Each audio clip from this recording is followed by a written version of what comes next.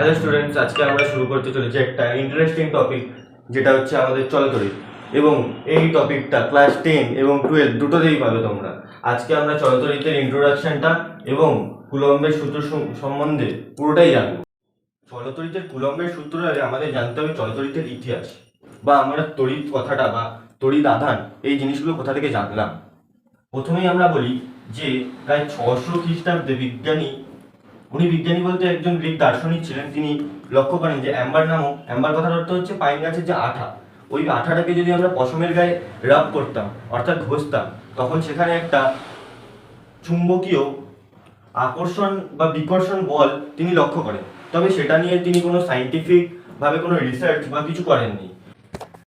থ্যালসের এই ধারণার পরে প্রায় অনেক বছর পরে স্যার উইলিয়াম গিলবার্ট লক্ষ্য করেন যে শুধু পাইন গাছের আঠাই নয়, আরও নানান জিনিস আছে যেগুলোর উপরে ঘর্ষণ বল প্রয়োগ করলে সেখানে আকর্ষণ বা বিকর্ষণ বল লক্ষ্য করা যায়। এটা কখন লক্ষ্য করা যেতে পারে? বস্তুটার থেকে যদি কোনো হালকা বস্তু আমরা রাখি মেঝেতে বা কোথাও রাখি, তখন সেটাকে আকর্ষণ করবে না বিকর্ষণ করবে। যেমন তোমাদের একটা আমরা উদাহরণ দিই। তোমরা শীতকালে দেখেছো, শীতকালে স্নান করে আসার পরে চিরুনি যদি আমরা মাথায় ঘষি এবং আমাদের চুলটাকে যদি কোনো কাগজের টুকরোর উপরে নিয়ে যায়, কাগজটাকে আকর্ষণ করছে। এটা হচ্ছে স্থির তড়িৎ।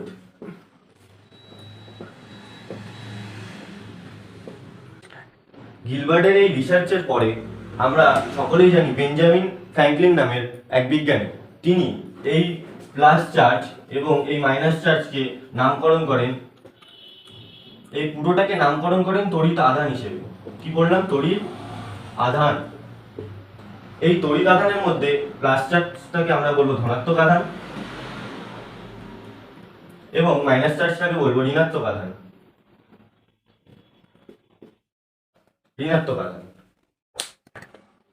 তো ধাপে ধাপে আমরা জানলাম, প্রথমে বিজ্ঞানী থ্যালস, তারপরে বিজ্ঞানী গিলবার্ট এবং তারপরে বেঞ্জামিন ফ্র্যাঙ্কলিন এই প্লাস চার্জ এবং মাইনাস চার্জকে তড়িৎ আধান হিসেবে নাম দিলেন। এবং এর প্রায় 70 থেকে 80 বছর পরে বিজ্ঞানী চার্লস কুলম্ব আমাদের একটা সূত্র দিলেন। কি সূত্র? দুইটি বিন্দু আধানের আকর্ষণ বা বিকর্ষণ বল আধান দুটির গুণফলের সমানুপাতিক এবং আর দূরত্বের ব্যস্তানুপাতিক। তো আমরা এটা অ্যাপ্লিকেশন করে দেখবো এবার।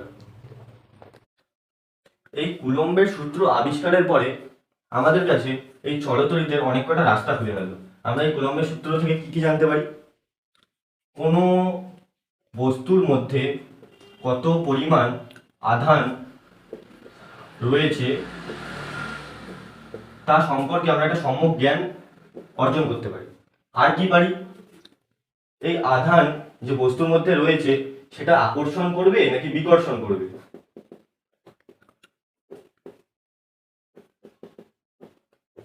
তো এবার আমরা পুরোপুরি চলে যাবো কুলম্বের সূত্রের অ্যাপ্লিকেশনের উপরে। কিরকম? আমরা এখানে একটা পয়েন্ট নিলাম, এখানে একটা পয়েন্ট নিলাম এবং এটাকে একটা সরলরেখার মাধ্যমে যুক্ত করলাম এবং এটার নাম দিলাম এ, এটার নাম দিলাম বি। ভাবো এটা একটা যে কোনো আধান আছে আর এখানে একটা যে কোনো আধান আছে। তো আমরা এই এর এখানে নাম দিলাম Q1 এবং এটাকে দিলাম Q2 এবং এদের যে দূরত্ব, এই যে দূরত্বটা, এটাকে আমরা ডিনোট করলাম R দ্বারা। এতে আমরা কি বুঝতে পারলাম? আবার বলি সূত্রটা। দুইটি বিন্দু আধানের আকর্ষণ বা বিকর্ষণ বল আধান দুটির গুণফলের সমানুপাতিক। আর কি জানতে পারলাম? এই যে আর দূরত্ব তার ব্যস্তানুপাতিক। তা এটাকে যদি আমরা অ্যাপ্লিকেশনে দেখতে চাই তাহলে আমরা কিভাবে দেখব সেটাই আজকে আমরা পড়ব। তাহলে এই সূত্রটাকে আমরা যদি পুরোপুরি বিবৃত করতে চাই তাহলে আমাদের কি করতে হবে? প্রথমে আমরা সর্বপ্রথম এখানে একটা এবং এখানে একটা আধান নিলাম, যেটাকে আমরা সরলরেখা বরাবর যুক্ত করলাম এবং এটার নাম দিলাম এ, এটার নাম দিলাম বি, এটার দূরত্ব আর এবং এই আধান দুটোর নাম দিলাম Q1 আর Q2। তার মানে আমাদের এখন এই এ আর বি লাগছে না, তাই আমরা মুছে দিলাম। আর এদের মধ্যে যে আকর্ষণ বা বিকর্ষণ বল কাজ করছে, ধরি সেটা F বল, ধরি F ইকুয়াল টু বল। তা এটা থেকে আমরা কি বুঝতে পারলাম? যে F সমানুপাতিক Q1 ইন্টু Q2। তাহলে আমরা এই F বলটাকে ডিনোট করলাম F দিয়ে এবং এখানে লিখলাম Q1 ইন্টু Q2। তো আমরা এটাকে এভাবেও লিখতে পারি। এবার এটাকে আমরা লিখবো কেন, বা এটা এরকম ভাবে লেখার কারণটা কি? কারণ আমরা কুলম্বের সূত্র কি জানতে পেরেছি, যে দ্বৈত বিন্দুর আধানের আকর্ষণ বা বিকর্ষণ বল, এই যে বলটা আধান দুটির গুণফলের সমানুপাতিক হবে। আধান দুটি Q1 আর Q2, তাহলে এর মধ্যে বল কি কাজ করছে, F বল কাজ করছে, তাহলে F বলের সঙ্গে সমানুপাতিক হবে Q1 ইন্টু QR, যেখানে আর দূরত্বটা স্থির। কারণ যদি দেখো, যদি এখানে আর দূরত্ব স্থির না হয়, আধান দুটির ডিসটেন্স বাড়বে নয় কমবে, তখন F বলের পরিমাণও বাড়বে বা কমবে। সেখানে আমরা কুলম্বকে আমরা বা কুলম্বের সূত্রকে ঠিক করে বিবৃত করতে পারবো না। তাহলে আমরা কি জানতে পেলাম, প্রথম মানে কুলম্বের সূত্রের একটাই সূত্র, তবে আমি দুটোকে ভেঙে দিচ্ছি। প্রথমে আমরা জানতে পারলাম F ইকুয়াল টু নয়, সমানুপাতিক চিহ্ন দেবো আমরা এখানে, Q1 ইন্টু Q2। এবার আমাদের প্রমাণ করতে হবে আরটা কি জিনিস। তো আমরা এটা একটু মুছে ফেলি। কুলম্বের সূত্র কি কি বলেছিল, যে আধান দুটির গুণফল তার বলের সাথে সমানুপাতিক হবে, এবং যে আর দূরত্বের যে বর্গ মানে আর এর স্কোয়ার, সেটা F বলের সাথে সমানুপাতিক হবে। তাহলে এখানে আমরা কি লিখতে পারি, F সমানুপাতিক 1/r²। এবার অনেকে প্রশ্ন করবে, আমরা এখানেও একবার F দিলাম, এখানেও একবার F দিলাম, তাহলে তো দুখানা সূত্র হয়ে যাচ্ছে। না, বোঝো, এই যখন সূত্রটা বার করলাম সেখানে ছিল r স্থির, মানে r ইকুয়াল টু ধ্রুবক, আর এই যে সূত্রটা বার করলাম এইখানে ধ্রুবক কে হবে, কে এখানে নেই, দুটো আধার নেই, তাহলে Q1 ও Q2 এখানে স্থির।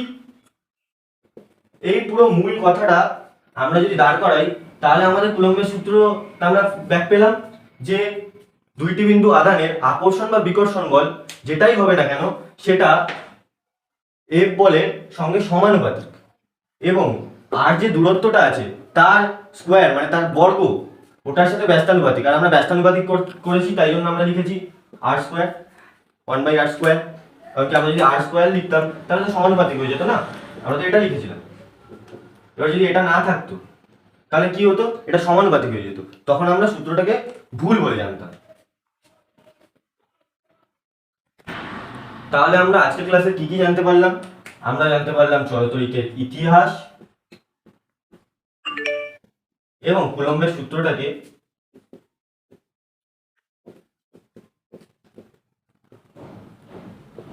ভেঙে আমরা বুঝলাম, ঠিক আছে। আর এখান থেকে আমরা কি কি পেলাম, F সমানুপাতিক Q1 ইন্টু Q2, এবং আর কি পেলাম, F সমানুপাতিক 1/r²। আর এই যে প্রথমটা থেকে স্থির, r স্থির থাকছে, এবং এই দ্বিতীয়টা থেকে স্থির থাকছে Q1 ও Q2। আর এই Q1 Q2টা কি, আধান, আর এই rটা কি, rটা হচ্ছে দূরত্ব। তাহলে আমরা নেক্সট ভিডিওতে এই কুলম্বের যে সূত্র, সেখান থেকে আমরা যে যে নিউমেরিক্যাল গুলো করতে পারবো সেগুলো প্রত্যেকটাই সমাধান করব। এছাড়াও যদি তোমাদের মনে কোনো প্রশ্ন জাগে এই চলতরিৎ রিলেটেড, আমি তো কুলম্বের সূত্রের অঙ্কগুলো পরের ক্লাসে করাবোই, তবে তাছাড়াও যদি তোমাদের এই কুলম্বের যেটুকু বোঝাবেন তার মধ্যে কোনো কোয়ারি থাকে, তাহলে আমাকে কমেন্ট করতে পারো, আমি কমেন্ট সেকশনে সবার উত্তর দেবো।